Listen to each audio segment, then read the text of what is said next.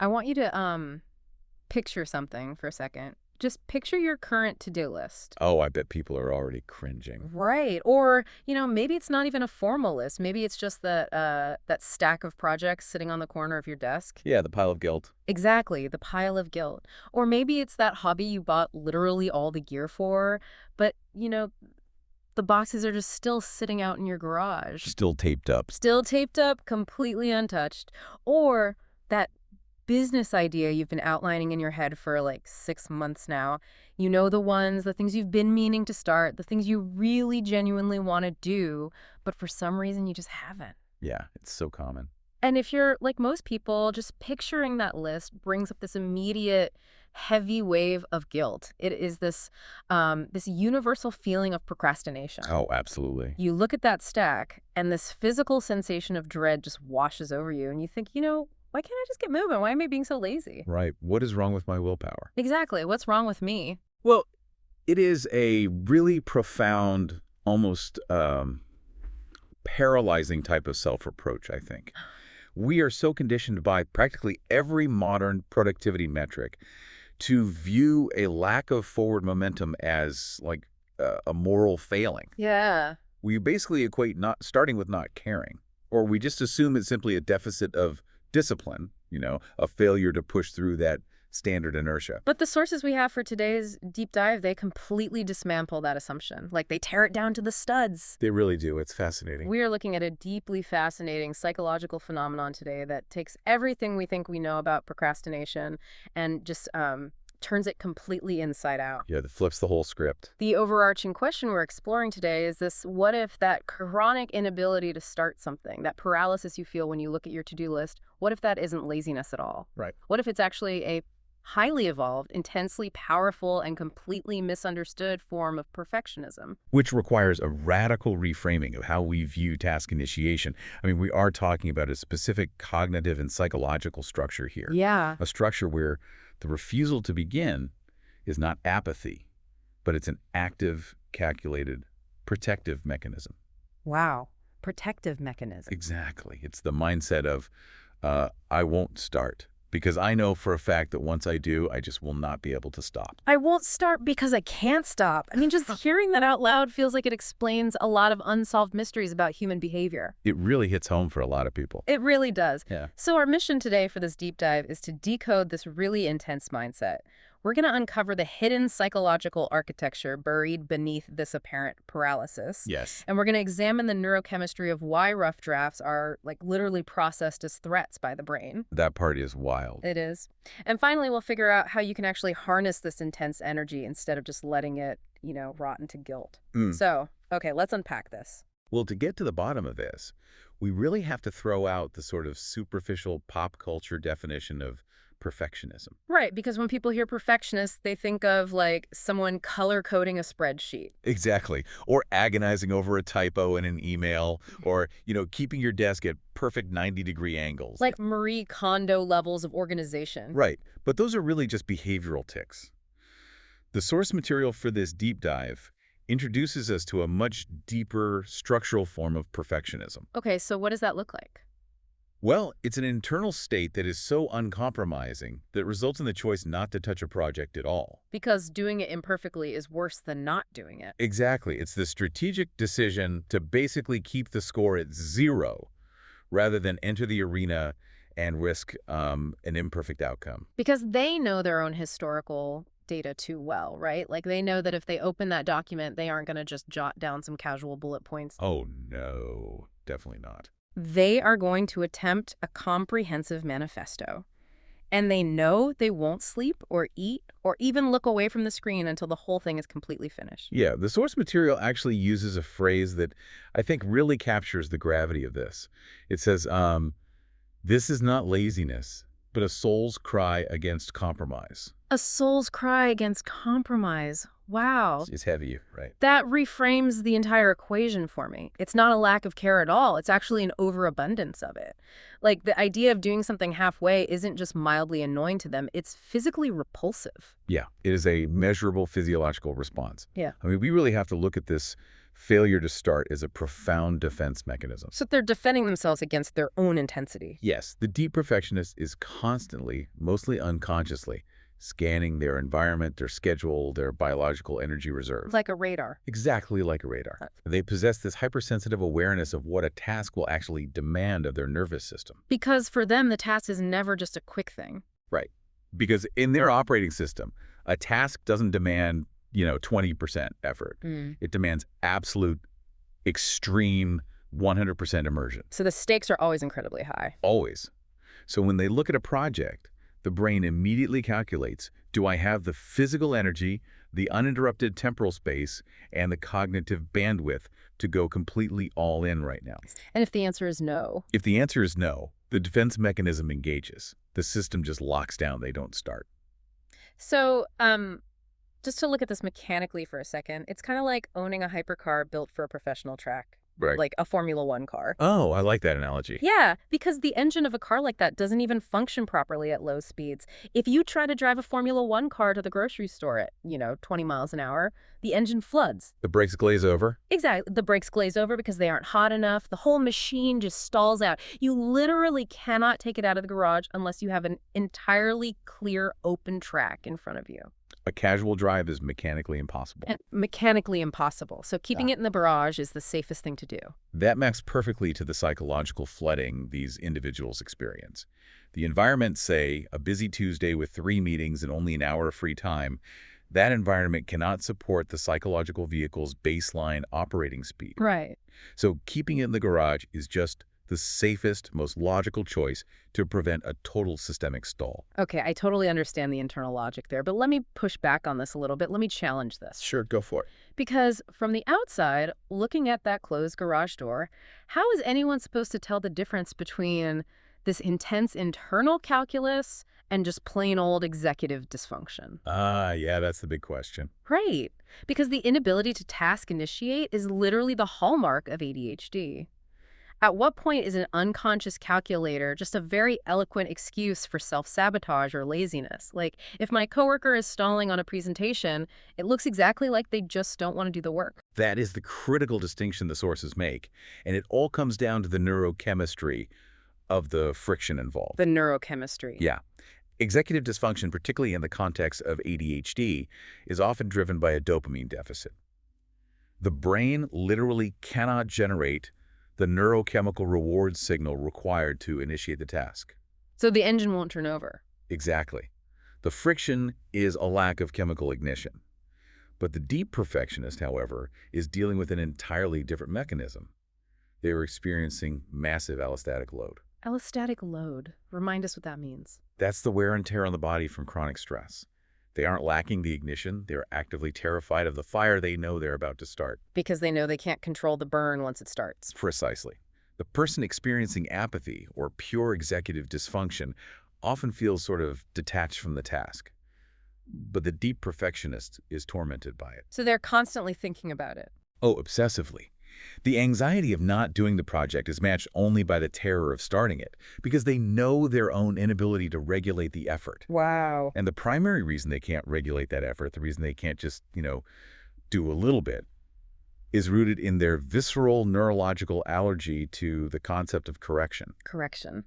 Okay, so if the fear of starting is really the fear of not being able to stop, and they can't stop because they can't handle correcting a mistake later, what is actually happening in the brain when they look at a rough draft? It's intense. Like, why is fixing a mistake so incredibly painful that they will just avoid the whole project entirely? What's fascinating here is that we have to look at how the brain processes psychological dissonance.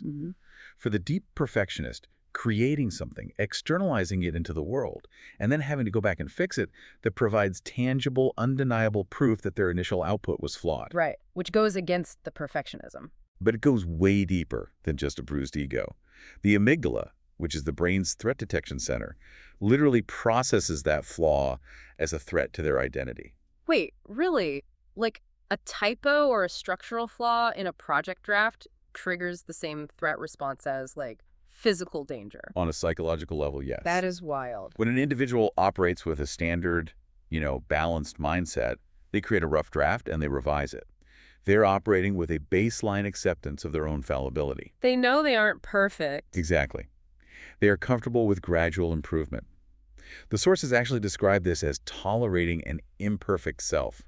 They accept that they make mistakes, and fixing them is just part of the workflow. Just a normal Tuesday for them. Right.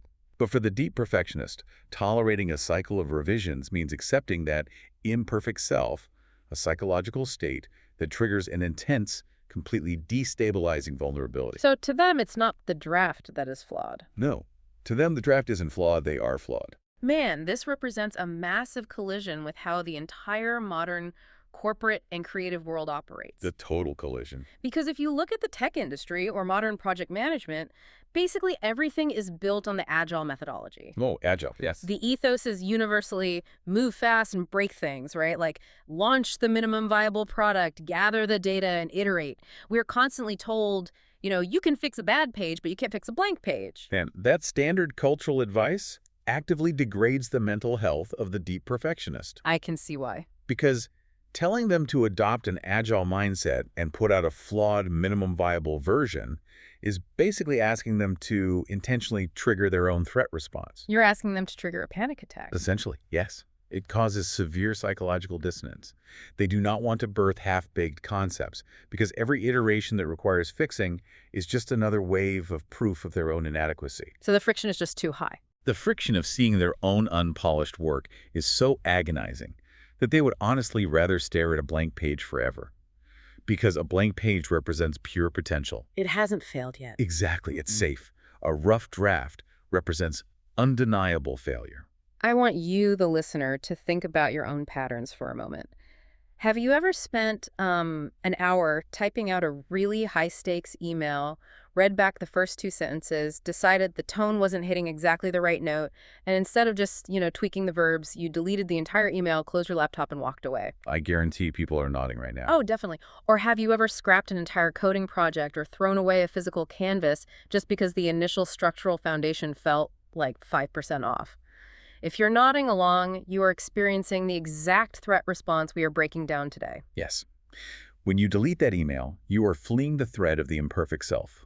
And if the concept of fixing it later causes that level of emotional intolerability, you are left with a very stark, very unforgiving operational framework. It's a completely closed loop. It either comes out perfect on the first try, or it doesn't come out at all. Precisely. Which brings us directly to the core engine of this psychology, the 0 or 100 binary mindset. This binary mindset is really the only logical conclusion for a brain that cannot tolerate the iterative process of revision. Because they reject the vulnerability of iteration, they have to completely reject the standard societal metric of the 60% rule. The 60% rule. That's the idea that if a project is 60% or 70% good, you just ship it. Like, done is better than perfect. Right. And done is better than perfect is a great survival mechanism for a high-volume, low-impact environment. Sure. But to the deep perfectionist, the 60% standard is an absolute abomination. It makes their skin crawl. For them, doing something means marshaling every available cognitive resource, holding absolutely nothing back, and driving the task to a flawless conclusion. And not doing something. Not doing means staying strictly at 0. There is no dial to adjust the intensity. There is only a master switch, on or off. Wow. Which means any state that falls anywhere between 0 and 100 is essentially psychological torture for them. It's this ambiguous zone. Yes, the ambiguous zone is where the cognitive load becomes unbearable. Think about it. If you remain at 0, you are safe in the realm of potential, right? All right. Nothing has gone wrong yet. And if you reach 100, you have achieved the perfect ideal, which delivers a massive dopamine reward and validates your identity. You proved you are perfect. Exactly. But the space in between the 30%, the 60%, the 80%, that's the realm of the imperfect self. It is the zone where you are basically forced to stare at your compromises. Oh, that sounds awful. The ambiguity of good enough creates a compounding internal stress that actually physically drains their energy. Going back to the hypercar mechanics from earlier, the middle ground is like trying to drive that Formula One car at 35 miles per hour in, like stop-and-go traffic on the highway. Oh, what a nightmare for that engine. Right.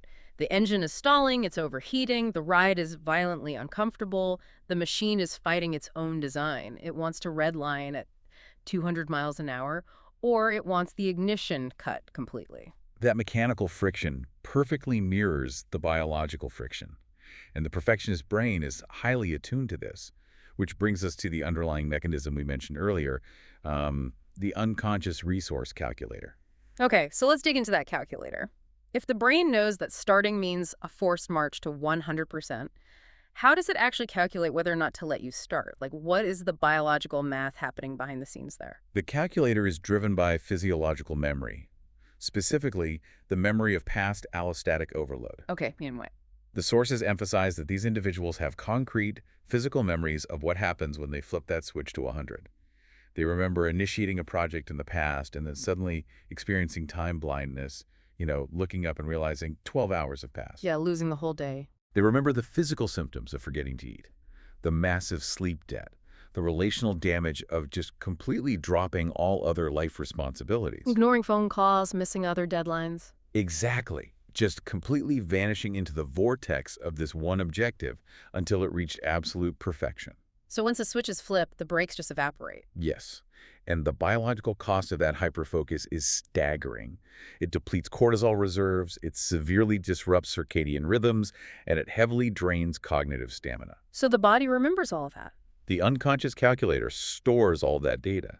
When a new project appears, the brain instantly cross-references the required energy because remember, it has to reach that unavoidable 100% threshold against the current biological reserves. Oh, And okay. if the brain determines, hey, we do not have the physiological fuel to survive another 12-hour foodless deep dive without doing permanent damage, it will forcefully block the executive function required to start. Wait. I want to make sure I'm fully grasping the scale of this.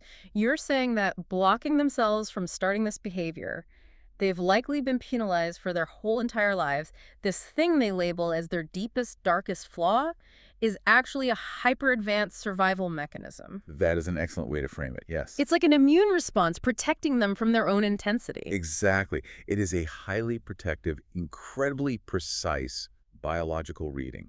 We always praise emotional intelligence, right?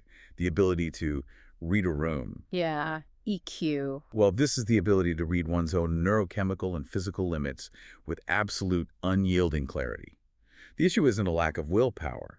The issue is that their internal threshold for what constitutes completing the task is so monumentally high that their internal calculator almost always concludes initiating this protocol will result in systemic failure. Abort. Abort the mission. It's a forced grounding of the rocket because the telemetry data says the hull will literally burn up in the atmosphere. Perfect analogy. But, I mean, if you were running on this intensely protective 0 or 100 binary, and the entire modern world demands a steady, reliable 50% output, you're going to spend your whole life feeling fundamentally broken. Oh, absolutely. And that feeling of being broken, it doesn't just emerge in adulthood when you enter the workforce.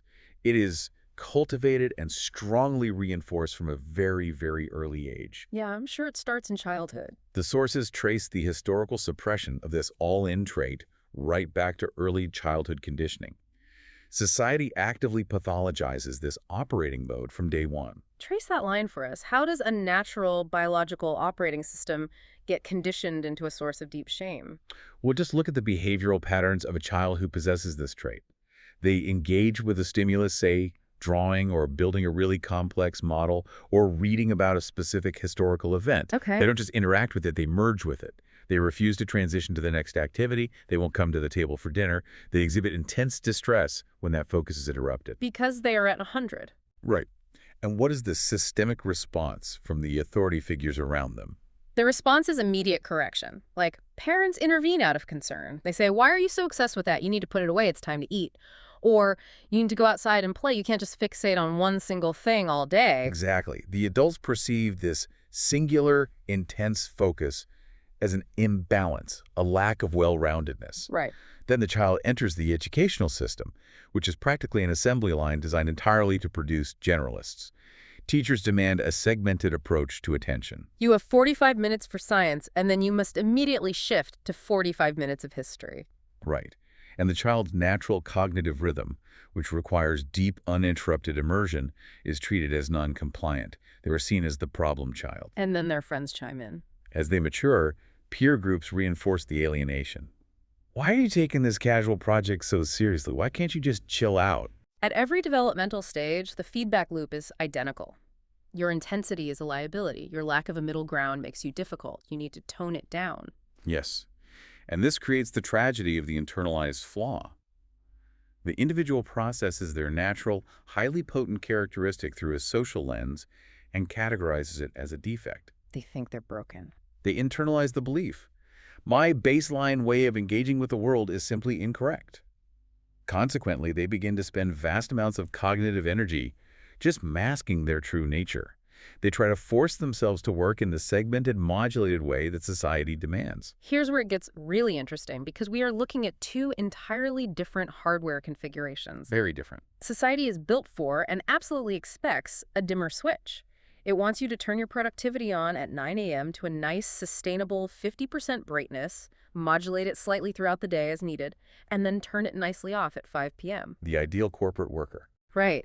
But the deep perfectionists' hardware doesn't have a dimmer switch installed at all. They only have a heavy-duty on and off toggle switch. It is either complete darkness or blinding stadium-level illumination. If you spend your entire life trying to operate a toggle switch as if it were a dimmer dial, balancing it precariously in the middle, you are going to break the mechanism. You'll wear it out. You will experience chronic frustration, perceived dysfunction, and severe burnout. But the hardware isn't broken. You are simply trying to run a highly specialized operating system in an environment that only supports basic functionality. The guilt makes total sense when you frame it that way. You look around the office or the classroom, and everyone else seems to be operating their dimmer switches effortlessly. Oh, yeah. They do a little work, they take a break, they submit a rough draft, get a coffee, chat at the water cooler, and you are sitting there in the dark, totally paralyzed, terrified to flip your toggle switch because you know the sheer voltage is going to overwhelm the entire circuit. But here is the real danger. Suppressed energy of that magnitude doesn't just quietly dissipate. It turns toxic. Oh, wow. It metastasizes into anxiety, depression, and that crushing guilt we discussed at the start of the deep dive.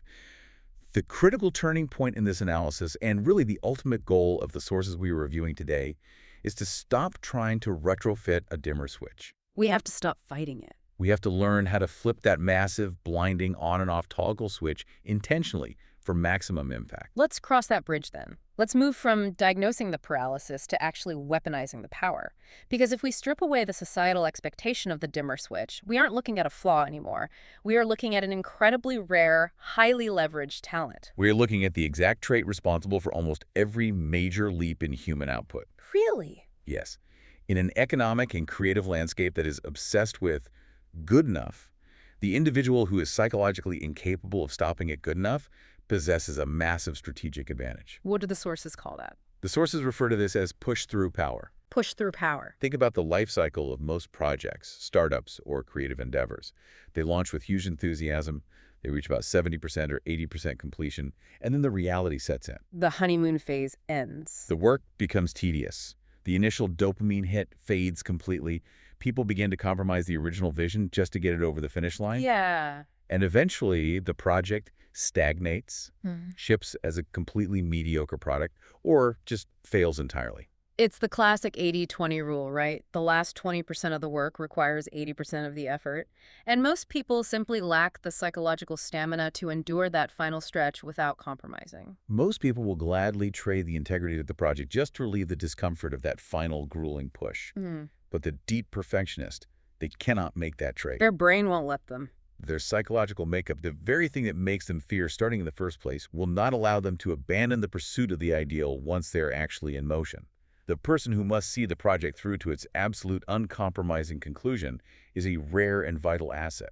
They are the closer. They possess a built-in immunity to the mid-project slump that kills the vast majority of endeavors.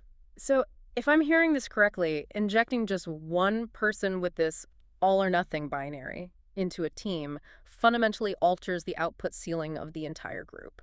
Without a doubt. Like, if you have a room full of people who are perfectly comfortable shipping a mediocre product at 4 p.m. on a Friday so they can go to happy hour, and you drop one deep perfectionist into that dynamic, they act as an immovable anchor for quality. They refuse to let the standard slip because their brain processes that slippage as a literal threat. They hold the line on excellence.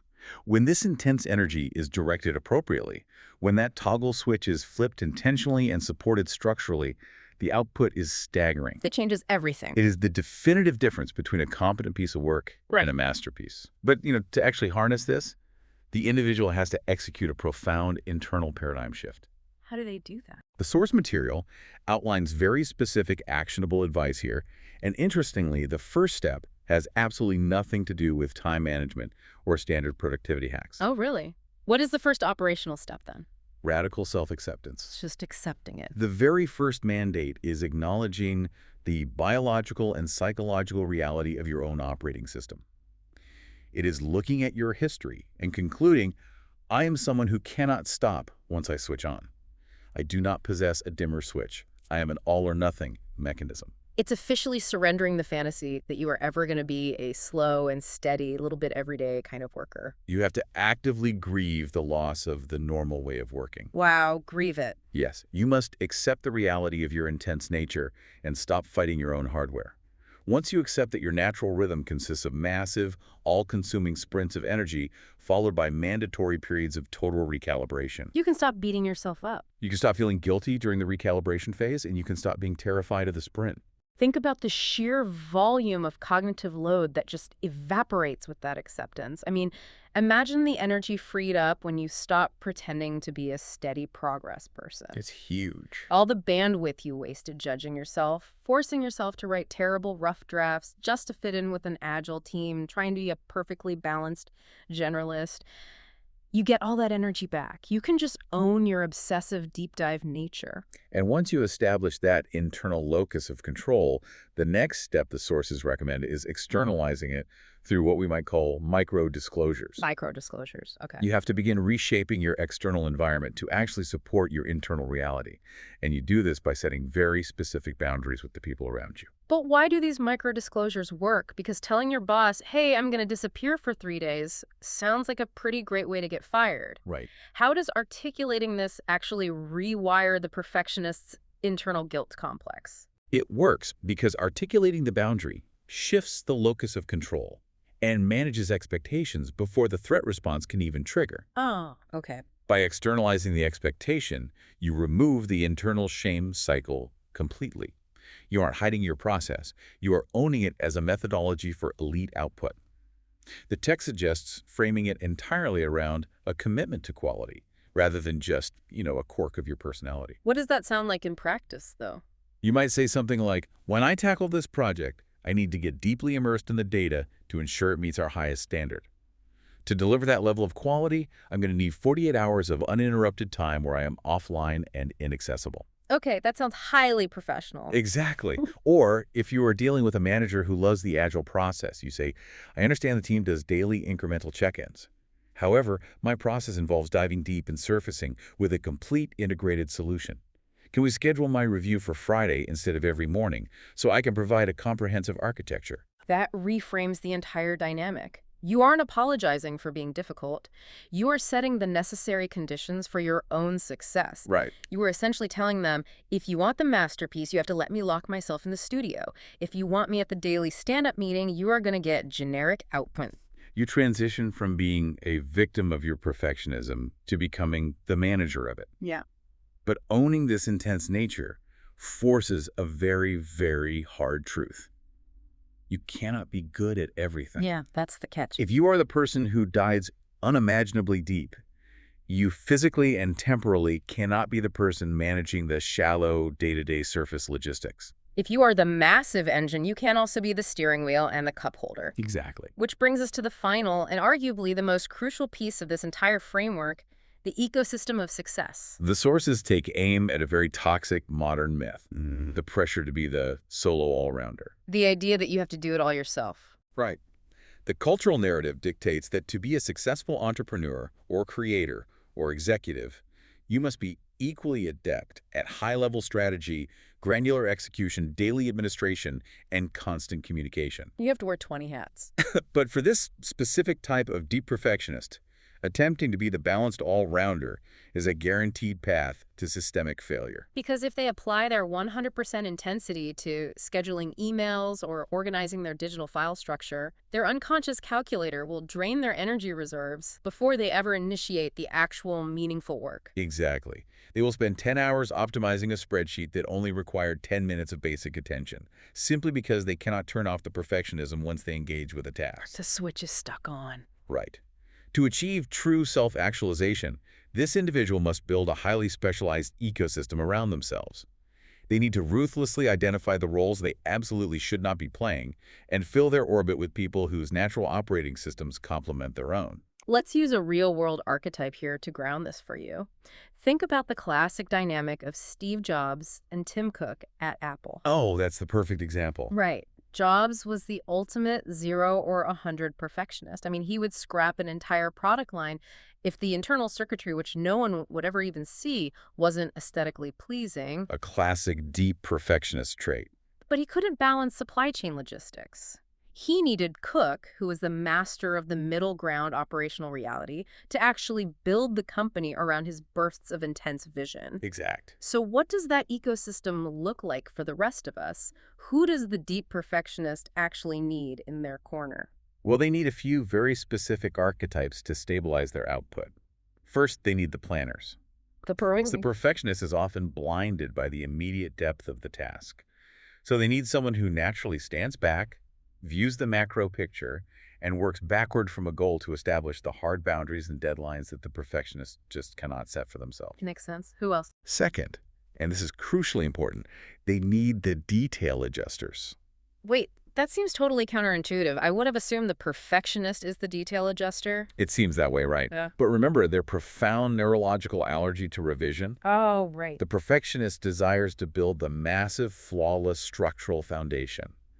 They often do not want to go back in and sand the edges or fix the granular typos, because re-engaging with the work to fix minor flaws triggers their sense of failure. It brings back the threat response. Exactly.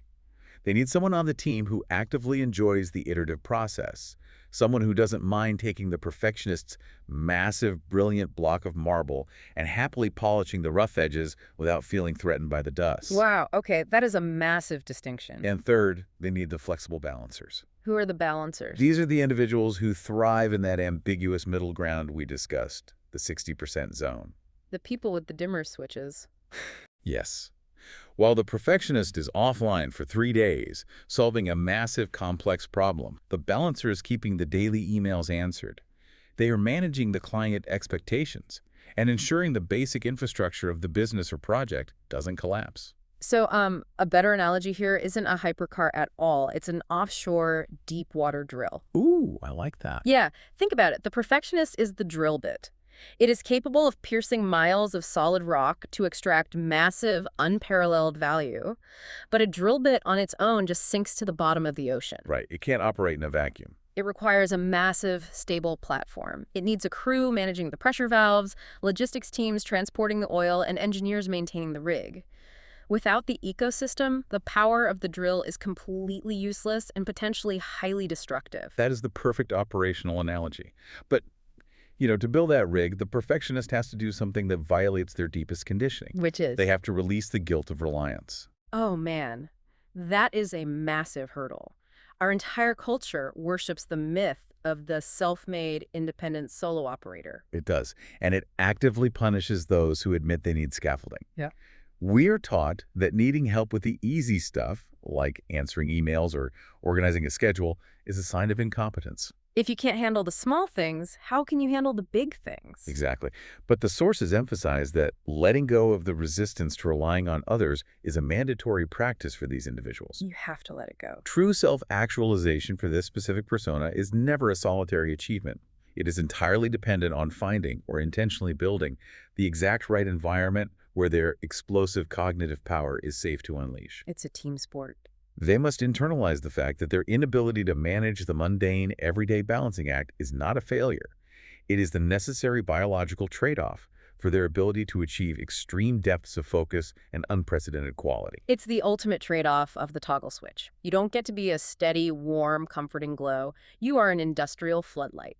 And a floodlight needs a generator, a heavy-duty cable network, and an operator to point it in the exact right direction. When the individual finally accepts this structural reality, when they stop feeling immense shame for not being a dimmer switch, when they start communicating their operational needs, and when they allow others to support their blind spots, That is when the paralysis of perfectionism totally The evaporates. garage door finally The opens. garage door opens, the track is cleared, and the psychological engine is finally allowed to do exactly what it was designed to do. This has been a massive paradigm shift. I mean, let's recap the journey we've taken on this deep dive today. We started by looking at that universal, sickening guilt of the untouched to-do list. The pile of guilt. We moved from diagnosing that failure to start as a lazy moral flaw to actually understanding it as a highly sophisticated biological and psychological protective measure against your own unstoppable momentum. Right. We explored the neurochemistry behind the agony of the rough draft, the total rejection of the middle ground, and how society tries to systematically crush this trait out of us from childhood. The suppression starts early. But ultimately, we recognize this 0 or 100 binary not as a defect, but as a highly specialized, incredibly rare talent that just requires radical self-acceptance and the right team ecosystem to extract its real value. It is fundamentally a journey from shame to strategic empowerment. hmm I mean, the very mechanism they thought was holding them back is, in reality, the source of their greatest potential impact. So what does this all mean for you listening right now? If you recognize yourself in this deep dive, if you have that heavy-duty toggle switch instead of a dimmer dial, Yeah, I want you to look at that stack of projects on your desk through a completely different lens tonight. absolutely. That internal voice refusing half measures, that physical resistance that stops you from starting because you know you can't give it your all. That resistance isn't your enemy. Not at all. It isn't laziness. It is an incredibly potent, highly protective fuel source waiting for the right engine, the right track, and the right team. You just have to stop apologizing for how you are built. And as we close this deep dive, I want to leave you with one final thought to mull over. Let's hear it. We've established today that our entire modern education and corporate infrastructure is basically designed to reward the always-on at 50% people, the individuals who are comfortable with the middle ground, the iterative process, and the rough drafts. The generalists. Right. But if that is true, what revolutionary breakthroughs are we missing out on as a society by forcing our neural or hundred thinkers to suppress their true nature just to fit into an agile workflow? Wow. What masterpieces, what structural innovations have been permanently lost simply because someone was told their intensity was a flaw? And more importantly, what could you achieve if you stopped trying to be perfectly balanced and finally gave yourself permission to just be unstoppable? Man, think about that the next time you look at your to-do list. Maybe it's not a list of chores you're avoiding at all. Maybe it's a hangar full of deep water drills just waiting for the right platform to be built. Until next time, embrace the toggle switch.